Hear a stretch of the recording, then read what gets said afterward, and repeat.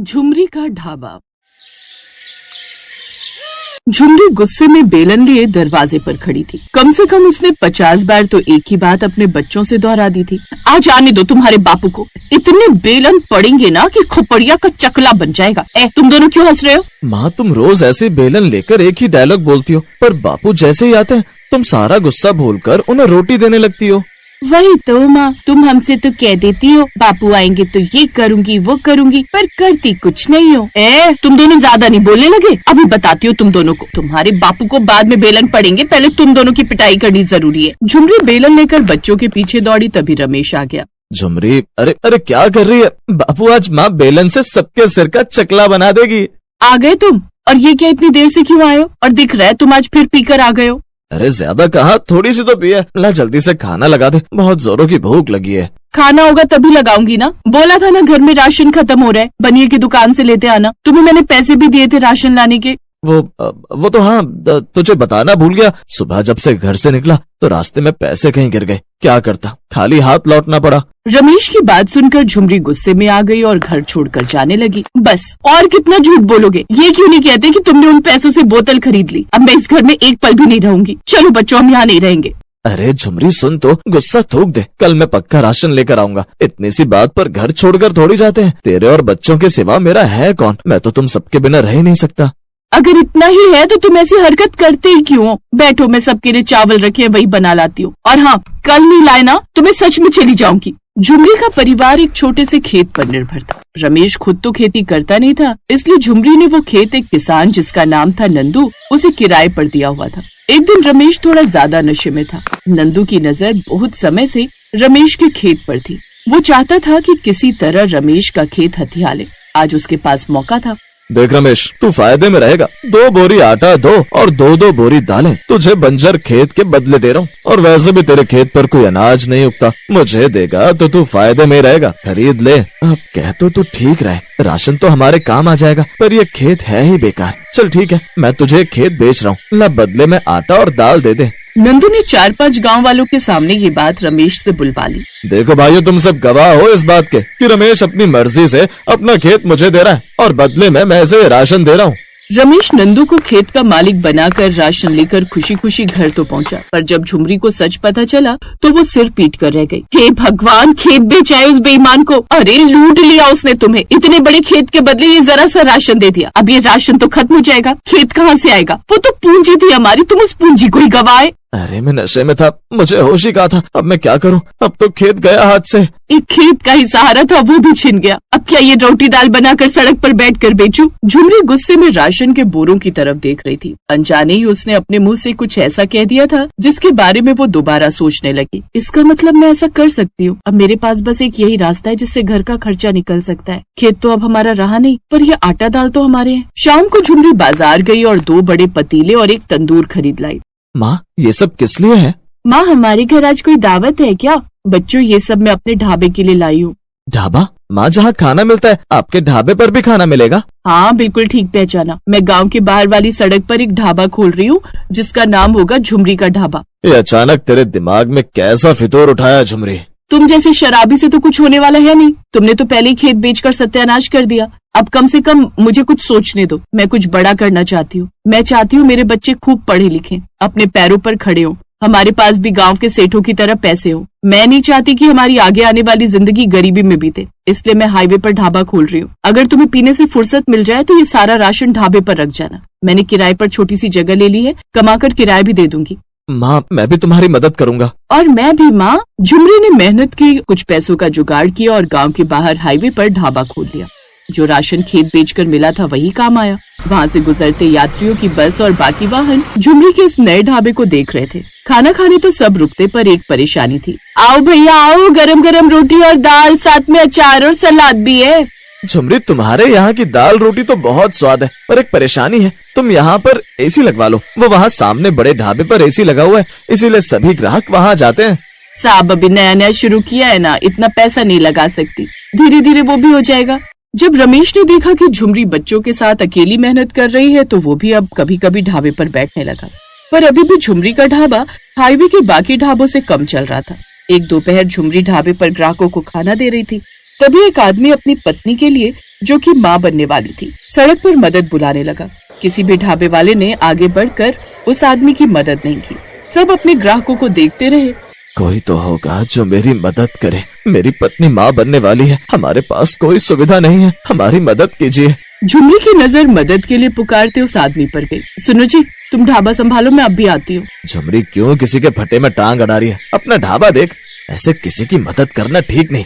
देख, कोई भी मदद को नहीं आ रहा, तो क्यों जा रही है फिर? इसलिए क्योंकि पहले मैं एक औरत हूँ, दूसरी औरत की मदद करना मेरा फर्ज है, और साथ में मैं एक इंसान भी हूँ, और इंसानियत के नाते इस समय उनकी मदद करना मेरी सबसे पहली जिम्मेदारी है। झुमरी ने उस आदमी की मदद की और झुमरी उन्हें अपने ढाबे पर ले आई। झुमरी ने तुरंत रमेश को गाँव से दाई माँ को बुलाने भेजा। रमेश को आने में आधा घंटा लग गया। तब तक झुमरी उस औरत को संभालती रही। मैं तो अपनी बहन के घर दूसरे गांव जा रही थी। रमेश वक्त पर पहुंचा तो मैं आ गई। घबराओ नहीं, बस बच्चा कुछ ही देर में हो जाएगा। हाँ, दाई माँ, आप इन्हें देखो, और किसी भी चीज की जरूरत हो तो मुझे बुला लेना, मैं बाहर ही हूँ। पूरा गाँव झुमरी के ढाबे पर इकट्ठा हो गया, मानो किसी फिल्म की शूटिंग चल रही हो। थोड़ी देर बाद ममता नाम की उस औरत को एक बेटा पैदा हुआ। माँ और बच्चा दोनों बिल्कुल स्वस्थ थे। बहन, बहुत बहुत धन्यवाद। आपने सचमुच आज हमारी मदद करके हमें विश्वास दिला दिया कि आज भी इंसानियत जिंदा है। भैया, इसमें धन्यवाद की कोई बात नहीं, ये हमारा फर्ज था। तुम बहुत अच्छी हो झुमरी, तुमने हमारे लिए बहुत कुछ किया। मैं कुछ नहीं करती, सब करने वाला भगवान है। महेंद्र नाम के उस आदमी को झुमरी का नेचर बहुत अच्छा लगा। उन्होंने महसूस किया कि पहले भी वो उस रास्ते से कई बार गुजरे, एसी ढाबों पर रुके, लेकिन वो ढाबे वाले बड़े दिल वाले नहीं थे जितनी की झुमरी छोटे से ढाबे वाली, लेकिन बड़े दिल वाली थी। महेंद्र जानता था कि झुमरी ने उसकी मदद की, वो भी उस समय जब वो परेशानी में था।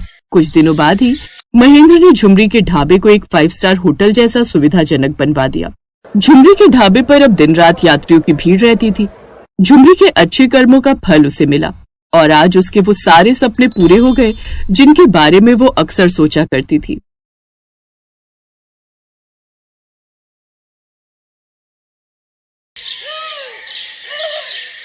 क्रांति अपनी 2 बेटियों रोशनी और प्रज्ञा के साथ एक किराए के कमरे में रहती थी।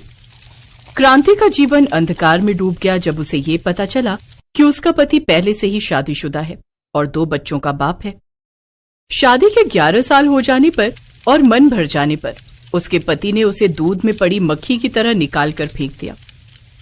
उसके पास अब कोई रास्ता नहीं था, वो अपने मायके भी नहीं जा सकती थी क्योंकि ये शादी उसने अपनी मर्जी से सबके खिलाफ जाकर जो की थी। उसकी 2 बेटियां थी, 10 साल की रोशनी और 8 साल की प्रज्ञा। पति का साथ छूटने के बाद क्रांति अपनी बच्चियों का पेट पालने के लिए एक लाला की दुकान पर काम करने लगी, लेकिन पगार के नाम पर उसे केवल महीने में 4000 ही मिलते। एक रोज, लाला जी, इतनी कम तनख्वाह में घर का खर्च चलाना काफी मुश्किल हो गया है। कमरे का किराया, बच्चों की फीस और घर का राशन, इन सब में ही सारे पैसे खर्च हो जाते हैं। कुछ पैसे बढ़ा देते तो मेहरबानी होती। दाल पीसने के लिए नहीं कह रहा हूँ तुझसे, खाली सामान ही इधर से उधर रखना होता है और बैठकर दाल में कंकड़ पत्थर चुनने होते हैं। मैं तुझे और पैसे नहीं दे सकता, और अगर नहीं जमता है तेरे को तो कहीं और जाके काम देख ले। ऐसा मत कहो लाला जी, यहाँ से मेरा घर पास में है और बच्चियों का स्कूल भी। मैं काम के साथ साथ घर भी देख लेती हूँ। अगर कहीं दूर जाऊंगी तो घर और बच्चे कैसे देखूंगी? अरे इसीलिए तो कहता हूँ जितना मिल रहा है उसी में संतोष करना सीखो। शांति चुपचाप घर आ जाती है। ऐसे ही दिन बीतते हैं। एक रोज, माँ, आपको पता है सब स्कूल में हमारा मजाक उड़ाते हैं, कोई भी हमारे साथ लंच शेयर नहीं करता। वो सब कहते हैं कि इनके टिफिन में तो हमेशा रोटी होती है, वो भी बिना घी के चुपड़ी हुई। वो सब हमें गरीब कहकर हमारा मजाक उड़ाते हैं। हाँ माँ, हम इतने गरीब क्यों हैं? गरीब होना ऊपर वाले ने हमारी किस्मत में लिखा है मेरी बच्चियों। कभी कभी स्कूल के बाद रोशनी और प्रज्ञा भी माँ के पास गोदाम में बैठकर पढ़ाई करने बैठ जाती, जहाँ क्रांति दाल साफ करती और दोनों बहनें पढ़ती। एक रोज जब वो दोनों दुकान पर आई तो लाला पिज्जा खा रहा था, जिसे देख प्रज्ञा अपनी माँ से बोली, माँ, मुझे भी वो खाना है जो लाला खा रहे हैं। मेरे स्कूल में काफी बच्चे लाते हैं ये पिज्जा, लेकिन वो बहुत महंगा आता है बेटी, और तुम्हारी गरीब माँ की इतनी हैसियत नहीं कि वो तुम्हें ये खिला सके। नहीं नहीं नहीं, मुझे कुछ नहीं पता, मुझे खाना है। अच्छा तू रुक, मैं अभी लाला जी से मांग कर देखती हूँ। क्रांति घबराते हुए लाला जी के पास आई। मालिक, बिटिया का बड़ा मन है ये पिज्जा खाने का, अगर आप थोड़ा सा टुकड़ा। ए चल चल, तुम गरीबों की हैसियत नहीं है इसे खाने की। जानती भी है कितना महंगा आता है ये, हैं? ये तो हम बड़े लोगों के शौक हैं। चल जा अब। आंखों में आंसू लिए क्रांति प्रज्ञा से बोली, तू दुखी मत हो मेरी बच्ची, मैं तुझे फिर कभी पिज्जा खिला दूंगी। चल अब तुम पढ़ाई कर लो। लेकिन प्रज्ञा और रोशनी का मन कहाँ मानने वाला था। वो एक नजर अपनी किताब में तो दूसरी लाला के पिज्जा पर रखती। तभी लाला के पिज्जा में एक बाल आ गया। लाला ने गुस्से में उस पिज्जा को फेंक दिया, लेकिन रोशनी ने सबसे नजर बचाते हुए उसे अपने डिब्बे में रख लिया। घर आकर रोशनी उसे चूल्हे पर सेकने लगी। ये पिज्जा ये कहाँ से आया? माँ, वो लाला के पिज्जा में बाल आ गया था और उसने वो पिज्जा फेंक दिया था। मैंने बाल वाला हिस्सा तोड़कर फेंक दिया। चलो प्रज्ञा, अब तुम भी थोड़ा खा लो और थोड़ा माँ हम दोनों खा लेते हैं। आखिर हमें भी तो इसका स्वाद पता चले। लो खाकर देखो। क्रांति की आंखों में आंसू आ गए। उसने दोनों बच्चियों को गले से लगा लिया। फिर रोशनी ने एक टुकड़ा तोड़कर अपनी माँ और बहन के मुंह में दे दिया। अरे वाह, ये तो बड़ा स्वादिष्ट है। हाँ, सचमुच मजा आ गया। ऐसे ही समय बीता। एक रोज जब रोशनी और प्रज्ञा स्कूल से लौट रही थी, तो रास्ते में उनकी नजर एक ठेले पर वेज पिज्जा और पनीर का पिज्जा बना रहे मदन पर जाती है। रोशनी उसके पास जाकर बोली, अंकल, क्या आप मुझे भी ये वेज पिज्जा बनाना सिखाओगे? ए धंधे का वक्त है, क्यों टाइम खराब कर रही है? चल जा यहाँ से। मदन उन्हें वहां से भगा देता है। लेकिन अब वो दोनों स्कूल से लौटते वक्त अक्सर छुप छुप कर मदन को पिज्जा बनाते देखती। एक रोज वो मंडी जाती हैं और वहां जाकर फेंकी हुई खराब सब्जियों में से कुछ ठीक ठाक सब्जियां बिन कर लाती हैं। और जब उनकी माँ दुकान पर होती है तो वो घर पर आटे की बड़ी सी रोटी बनाकर सेक लेती है। पहले तो 2 रोटियां खराब हो जाती हैं, लेकिन तीसरी बार उसका पिज्जा बेस बनकर तैयार हो जाता है। फिर उन सब्जियों को छोटा छोटा काट कर वो उस पर डाल देती है। पिज्जा जितना दिखने में खूबसूरत था, उससे कहीं ज्यादा वो खाने में लाजवाब था। वाह छोटी, हम तो पिज्जा बनाने में माहिर हो गए।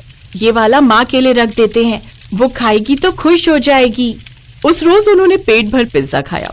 लेकिन तभी दुकान से बिरजू भागता हुआ आया। रोशनी, प्रज्ञा, अरे जल्दी चलो, तुम्हारी माँ की तबीयत ठीक नहीं है। क्या हुआ माँ को? वो अचानक से बेहोश हो गई है। वो सभी क्रांति को लेकर अस्पताल पहुंचते हैं, जहां डॉक्टर उसे बीपी लो की शिकायत बताते हैं। साथ ही कमजोरी के कारण उसे कुछ दिन के बेड रेस्ट पर रहने के लिए कहते हैं। अब से तुम्हें काम पर जाने की जरूरत नहीं है माँ, अब तुम बस आराम करो। हमने उस लाला को भी मना कर दिया है कि तुम अब उसके यहाँ काम नहीं करोगी। लेकिन मैं आराम करूंगी तो घर कौन संभालेगा? हम दोनों हैं ना माँ, अब आप बस आराम करो। क्रांति के पास रखे थोड़े से पैसों से वो पिज्जा बनाने का सामान लाती है। फिर दोनों सड़क किनारे बोरी पर ही पिज्जा बनाकर बेचने लगती हैं, क्योंकि ठेला खरीदने के लिए अभी उनके पास पैसे नहीं थे। वो जोर जोर से लोगों को आवाज देकर बुलाने लगती। आओ आओ प्यारे लोगों, आओ हमारा स्वादिष्ट पिज्जा खाओ। एक बार खाओगे तो बार बार आओगे। सिर्फ 50 रुपए के सस्ते दामों में खाओ। इतना सस्ता पिज्जा सुनकर कुछ लोग उनके पास आ जाते हैं और उनसे वो पिज्जा लेते हैं। पहले दिन उनकी थोड़ी सी कमाई हो जाती है। फिर एक औरत उनके पास आती है, एक वेज पिज्जा मुझे भी देना। वाह, इसमें तो क्या लाजवाब स्वाद है। ऐसा करो 4 पैक भी कर दो। उनका वेज पिज्जा सबको बहुत पसंद आया और उन दोनों बहनों का काम चलने लगा। लेकिन मदन उनसे चिढ़ने लगा। ये छोरियां क्या सोचती हैं? 2-4 सब्जियों से बना ये वेज पिज्जा बिक जाने से ये लड़कियां मेरी बराबरी कर लेंगी। कहाँ मेरा वेज और पनीर पिज्जा, और कहाँ इनका ये सब्जी वाला सिर्फ वेज पिज्जा। मदन को खुद पर खूब घमंड था। कुछ दिन बाद ही दोनों बहनों ने पुराना ठेला खरीद लिया और उस पर वेज पिज्जा बनाकर बेचने लगी, जिससे उनकी कमाई और भी ज्यादा बढ़ गई और उनका काम खूब अच्छा चलने लगा। उन लड़कियों की मीठी बोली और प्यारा स्वभाव, साथ में सस्ता और स्वादिष्ट पिज्जा खाकर लोग उनकी ओर आने लगे। रोशनी तवे पर पिज्जा बनाती और प्रज्ञा वो सबको परोसती जाती। वाह, क्या बढ़िया वेज पिज्जा बनाया है। क्या लाजवाब स्वाद है इसमें। उनकी कमाई देख मदन गुस्से में आकर उनसे बोला, ए लड़कियों, खबरदार, अगर कल से तुम दोनों ने अपना पिज्जा का ठेला यहाँ पर लगाया तो। क्यों नहीं बेच सकती हम यहाँ पर पिज्जा? क्योंकि तुम्हारा ये सस्ता सब्जी वाला 2 कौड़ी का पिज्जा देखकर मेरी दुकान पर कोई नहीं आता। मैं रोज सारा सामान घर ले जाता हूँ और तुम दोनों यहाँ बैठकर नोट छाप रही हो। लेकिन वो दोनों नहीं मानती और अगले दिन से वो फिर से पिज्जा बनाकर बेचने लगती है। मदन उनके ठेले पर जाता है और वहाँ खड़े ग्राहकों से कहता है, आप सब मेरे ठेले पर आइए, वहाँ आपको पनीर पिज्जा मिलेगा। आपको ये बेकार सब्जी वाला पिज्जा नहीं खाना पड़ेगा। तुम्हारे पिज्जा में तो रत्ती भर का स्वाद भी नहीं है, जो स्वाद इसके इस वेज पिज्जा में है। न जाने क्या मिलाती हैं ये दो कौड़ी की लड़कियां अपने इस वेज पिज्जा में। अब दोनों बहनें स्कूल से आते ही पिज्जा का ठेला लगाकर पिज्जा बनाती और दोपहर से रात तक बेचती रहती। उनके पास खूब ग्राहक आते। ये देख अब मदन से रहा नहीं गया और एक शाम जब दोनों बहनें काम समेटकर घर जाने लगी तो मदन एक बड़ा सा डंडा लाए और उनके ठेले को तोड़ फोड़ करके वहां से चला गया। तभी एक बड़ी सी गाड़ी वहां आकर रुकी जिसमें से एक आदमी बाहर आया। अरे सुनो, सुना है यहाँ कोई लड़कियां वेज पिज्जा बनाकर बेचती हैं, क्या आप बता सकती हैं उनका ठेला कहाँ है?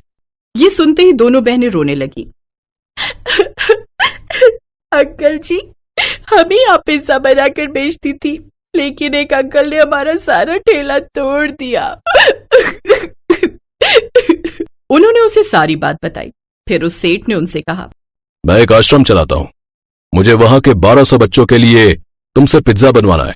सारा सामान मैं तुम्हें खुद खरीद कर दूंगा, बस तुम दोनों हिम्मत मत हारो, क्योंकि तुम जैसे बच्चे ही इस देश के गरीब बच्चों का भविष्य हैं। वो सेठ बड़े ही दिलदार थे। उन दोनों ने जो कुछ खोया था उससे कहीं गुना ज्यादा ही उन्हें मिला। दोनों ने अगले 2 दिन में 1200 पिज्जा अनाथ आश्रम में भिजवा दिए, जिससे उन्हें अच्छी कमाई हुई। अब उन्होंने एक नया ठेला खरीदा और फिर से उसी जगह पर पिज्जा बनाकर बेचने लगी। धीरे धीरे क्रांति भी पूरी तरह ठीक हो गई और अब वो भी अपनी बेटियों का इस काम में साथ देने लगी। उनके पास अब शादी पार्टियों के भी कई ऑर्डर आने लगे, जिससे वो अब दिन दुगनी रात चौगुनी तरक्की करने लगे। मदन भी समझ गया कि अच्छाई की जीत होकर ही रहती है, इसलिए उसने अब उन्हें परेशान करना बंद कर दिया और अपना काम बंद कर best buddies. Hello friends, thanks for watching this video.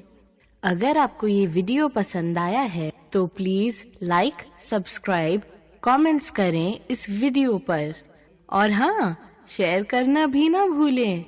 और भी मजेदार वीडियो देखने के लिए नीचे दिए गए बेल आइकॉन को दबाएं। देखते रहिए बेस्ट बडीज।